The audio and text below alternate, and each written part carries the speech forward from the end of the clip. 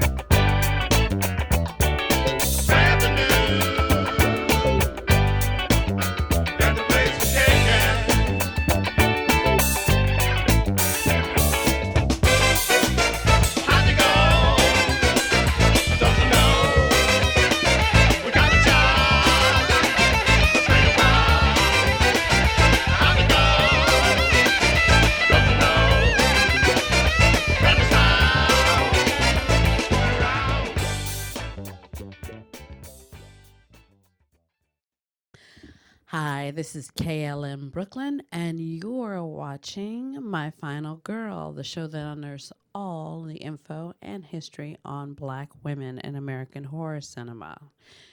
So, first things first, I want to do a shout out to Simrit C, a great gal from the UK that visited a few weeks back. She wanted to check out the horror scene in New York, and a friend referred her to me. We hung out, we had a great chat. I think she might be writing a blog or a tidbit about her time here, possibly including me. She also She also had a chance to visit Lloyd Kaufman's studio and actually meet Lloyd Kaufman himself during her stay. So, wow on that. She's a lucky gal. And yeah, she's a reviewer at horrortalks.com. And if you want to hit her up on Instagram, I think her handle is at wickergirl666. So yeah, let's see here.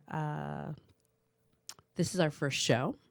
So to that, I think it's fitting that I give you a little background on me and a little bit about what this is about. It kind of seems obvious, but maybe it isn't. So me, Kristina is my official name, but for all intents and purposes, and for my Twitter handle, which is KLM Brooklyn, I'm just going to roll with that. KLM Brooklyn. I've been a horror fan, buff enthusiast, and now scholar in training since I was about 5 or 6. I've loved horror. My mom knew I loved horror when I was a kid. I would watch a double feature thriller on Channel 20 in Detroit.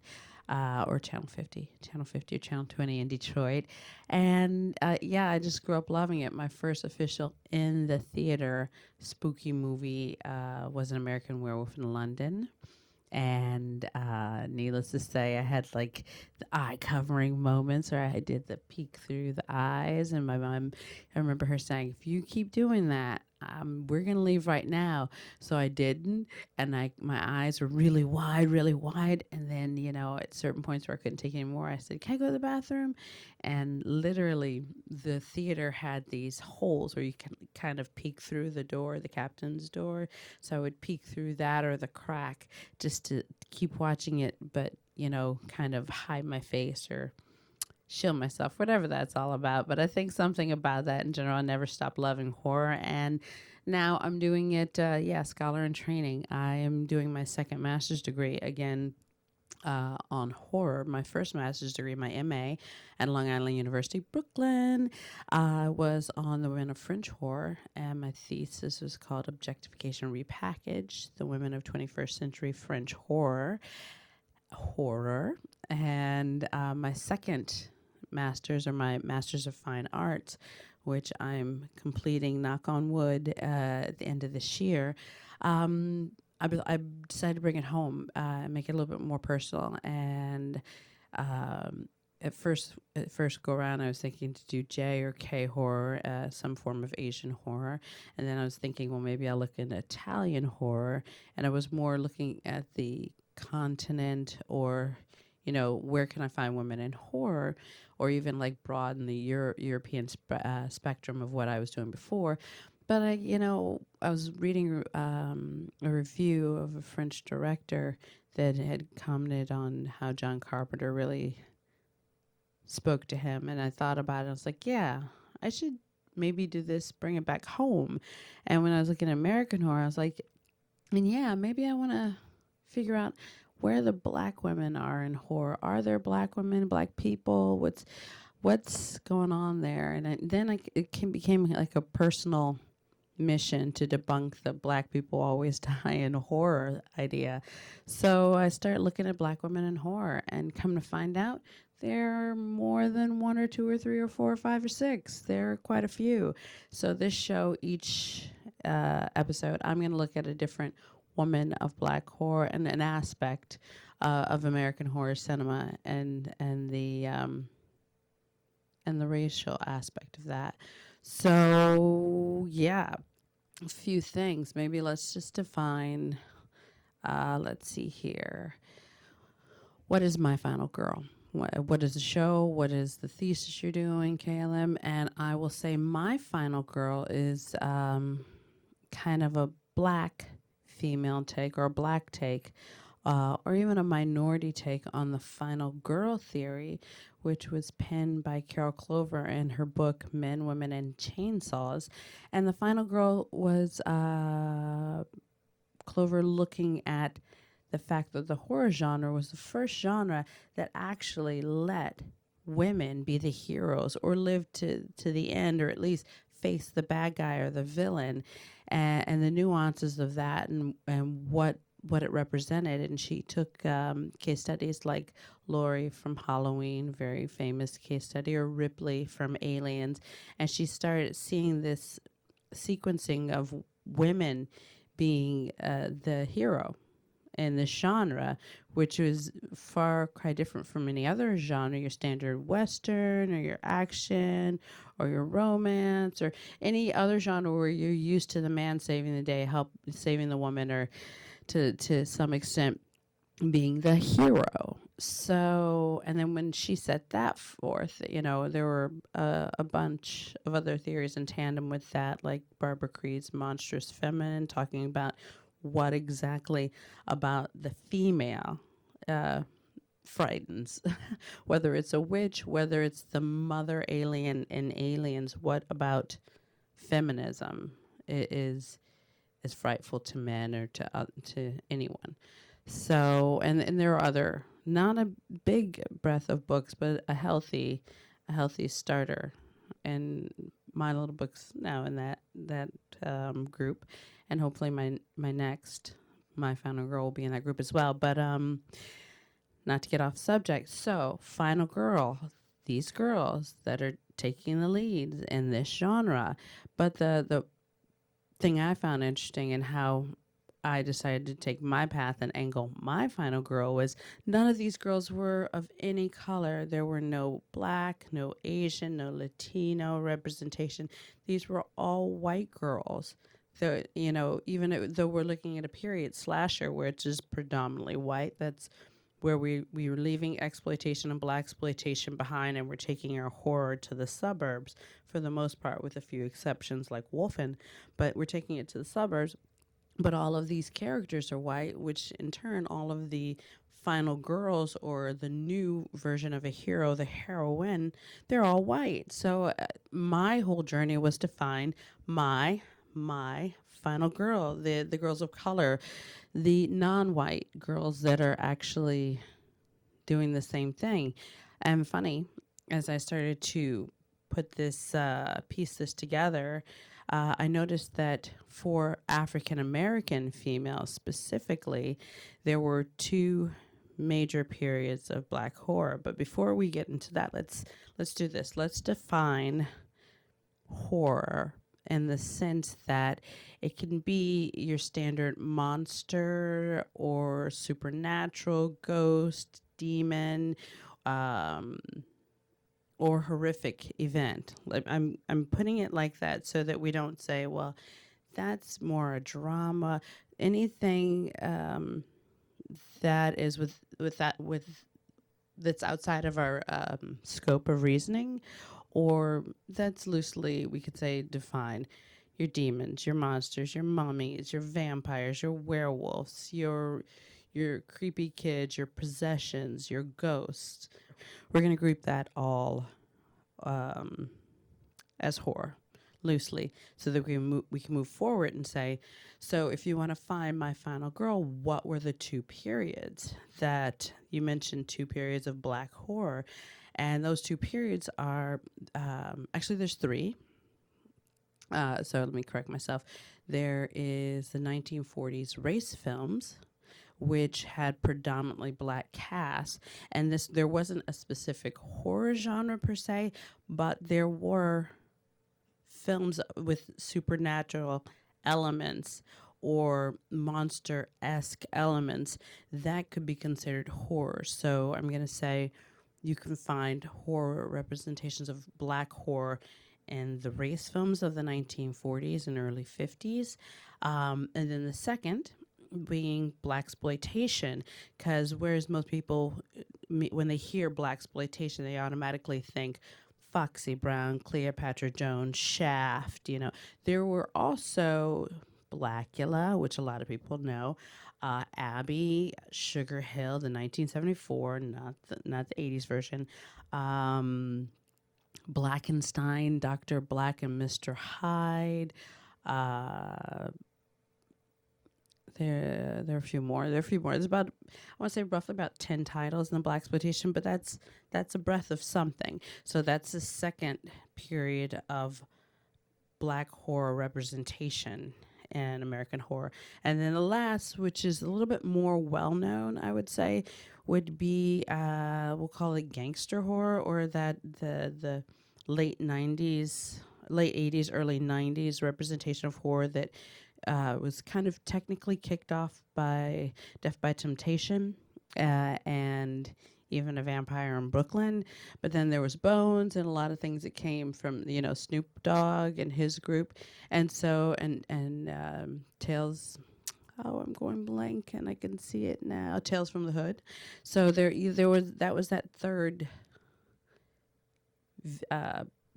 breath of black horror throughout American horror history. So we've got those in our heads. We have the 1940s, the speckling of supernatural or horror films in the race films. Then we have the 1970s blaxploitation films with a subgenre of that subgenre being blaxploitation horror films, and then the last being your 80s into 90s kind of gangster hood horror. We'll call it that for lack of a better term. So yeah, those are your three main periods. And for this inaugural episode, I want to say that I started doing my thesis production project by finding some of these women, meeting them, hearing their stories and interviewing them. And I was lucky enough, and some of the people that worked in production with them or on black films of these particular periods. So I've been lucky enough to interview a handful of people over about a 2.5 year period. So in tandem with me talking each episode, I'm also going to pull up a little footage to give you a little bit about them and what they went through. So to that, I'm going to say back a few years back, I was lucky enough to meet a really great woman who has a really great career, had a really great career in cinema and television. and was kind enough to let me interview her. And her name is Marlene Clark. Ta-da! Magic. Marlene Clark is an actress of stage and screen, born in New York City. She was married to Billy D. Williams. She has a career that spanned over almost 3 decades. She's been in such films as Midnight Cowboy, The Landlord, Beware the Blob, Slaughter, Enter the Dragon, The Beast Must Die, Switchblade Sisters, and most notably to many right now, Ganja and Hess. She was the lead. She played Ganja in Ganja and Hess. And she's done a lot of television, everything from Bill Cosby or Richard Pryor show to Marcus Welby, MD, Highway to Heaven, Head of the Class, you name it, Sanford and Son. She's done a lot. She's had a great career. And I was lucky enough to get in touch with her through channels, and I went out to California, and we had a talk. I interviewed her, and she is the loveliest, sweetest soul. It was a really great interview. And she has some really great insight on a lot of the AIP world, American International Pictures, and she did some things in Manila. And so we'll go ahead and cut to that. Here's a quick interview from Marlene Clark, actress of stage and screen.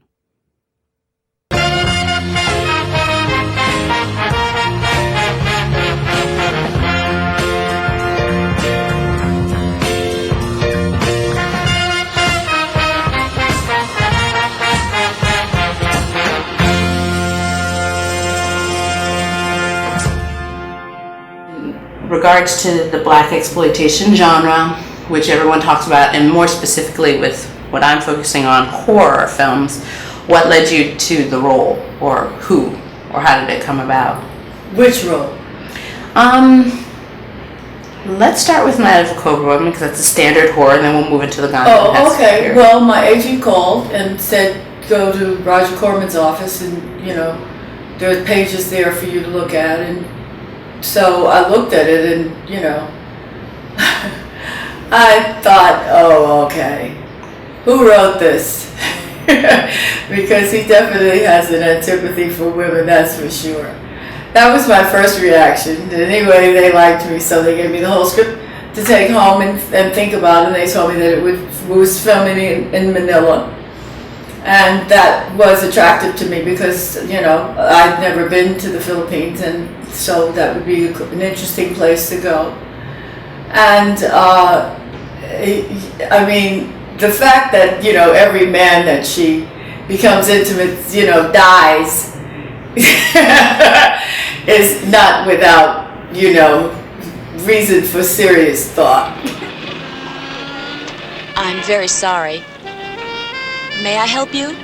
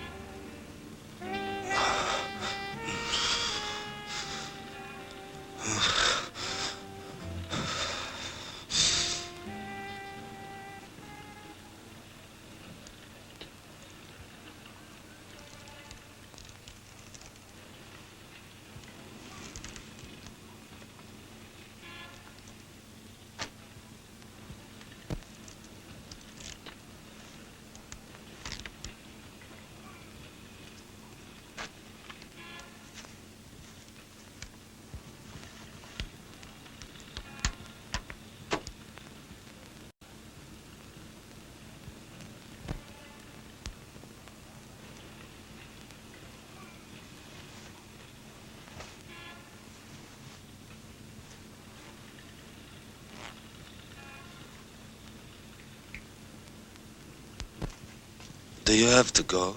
I told you I have an appointment. What's the hurry? You got plenty of time. I have to go. Goodbye, Ramon.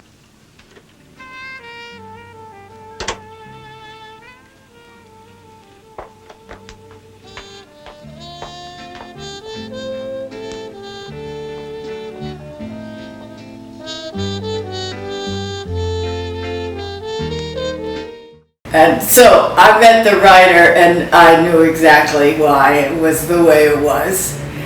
But anyway, we went off to the Philippines. I think we were there maybe 8 or 9 months. And we were certainly there through Christmas, which was sort of interesting. And, you know, we shot in different locations around the Philippines. They don't have a union in the Philippines, so you work, you know, around the clock. You work till 5 in the morning, go to your hotel, and the car comes at 8 to get you. You do it all over again. There's no 12-hour break. There's no turnaround time. There's none of that. It was not one of the better times that I ever had in my life. But one thing that it did do was I was really sort of bitching about there's no turnaround time. And, you know, we've shot for 16 hours and now, you know, we have 2 hours off and we want to go again.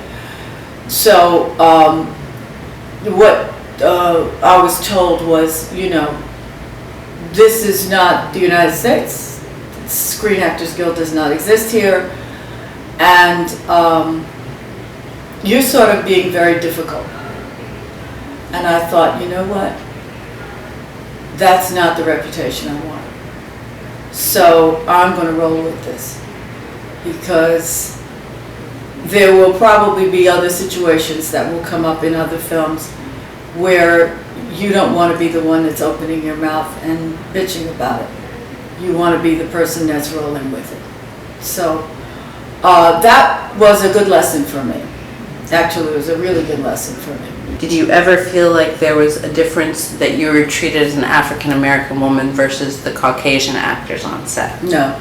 No? Most people thought I was Filipino. Actually, I found out that I was hired because I looked Filipino. Really? I don't think I look Filipino. No. But when I was in the Philippines, people walk up to me speaking Tagalog. Yeah. That's great. Yeah. So you're actually more no, there was none of that. Did you ever experience that on any of your sets? No, I really didn't. I didn't. I made a movie with Jim Brown called Slaughter that shot in Mexico City for, I don't know, maybe 6 or 7 weeks. And that sort of was sometimes difficult because Jim made it difficult. Question, when you did the first one, the Night of the Cobra Woman, do you think doing a horror kind of started to push you into the horror, like that horror genre? Were more scripts coming to you in that genre because they had seen that movie, or kind of what was the after effect of that role? I don't think so, because I don't know. I mean, I wasn't even aware that it was released in this country. I mean, yeah, this was the 70s. I didn't know that it was released here. I didn't see it. There was a scene near the end where she's like jumped for whatever reason. I don't know what the reason was, by all these midgets who have all been painted black, and it's supposed to be like a rape scene.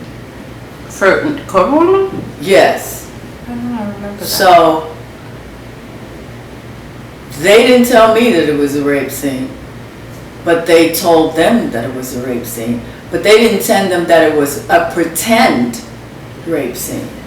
So they thought it was a real rape scene. And I could not believe what was going on. I mean, I had like 10 midgets all over me trying to rape me. Because they didn't understand this was a movie. And I started throwing people, you know, are you out of your mind? It's, you know, rape I shouldn't laugh at, but just the fact that they would even give that cue, and wow. This is not real life. This is pretend. Mm-hmm. But now we're done. I'm not doing this scene. You guys have not informed them that this is pretend, because they're not actors. They don't. They're just apparently little locals. rapists, but that's not happening. Right. So they're not to come near me. They will not touch me. I am done. Was that like your last corpsman? First and last, or did you ever? No, that wasn't my last corpsman, but that was the end of that shoot that night. Because you don't do that. That you don't do. No, not at all. Not even. I think back in the day they took more liberties than they could ever take now. I can't even imagine that happening without like getting super They were sued. all painted black, and I mean, just so many levels of wrong. Weird. And then they're just jumping all over you and trying to stick their fingers wherever they. I mean, it was like, oh, it was. I was like, are you kidding? And I just started throwing people. Did anyone else think this isn't right? And I said, what are they doing? They're not. They think they're supposed to really rape me. Do you understand that? Do you see what's going on? Would you turn the camera off, please? I mean, because you're not going to film this. This is not going to happen. so, how long did it take for it to click? Well, when I walked off, they realized that was not going to happen. Not cool at all. But that was really scary. It was really scary. That wasn't your last day of shooting? No, I think there was other things that we had to pick up or something, but it wasn't the last. It was the last of the midgets, but it wasn't the last. Were you wanting to leave at that point, or were you Yes, under contract? I was. But I wasn't going to have a reputation as people who storm off, because they weren't going to say what happened. It would be my word against them that they had actually sent people over to really rape me in the scene. I knew that, so I just, said, you know the kind of reputation you don't want to have. Right. So it didn't happen. Just step away, calm down, and finish it, and get on a plane and get out of here. Right. So it was like that. But there were other movies that I did, and nobody conducted themselves like that. So yeah, you go to Manila and shoot a film back in the 70s. Locals, language barriers, a director that just wanted something wild.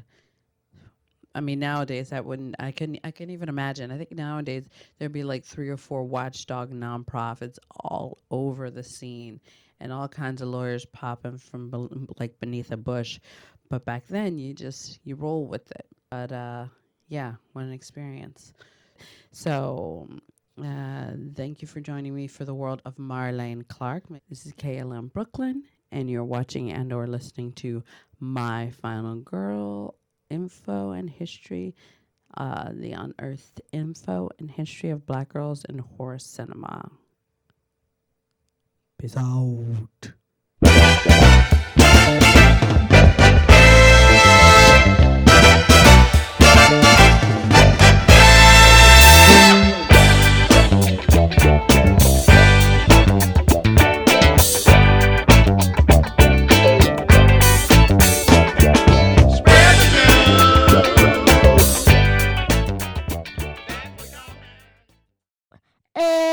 Bop diddly bop. I just came back from around the block.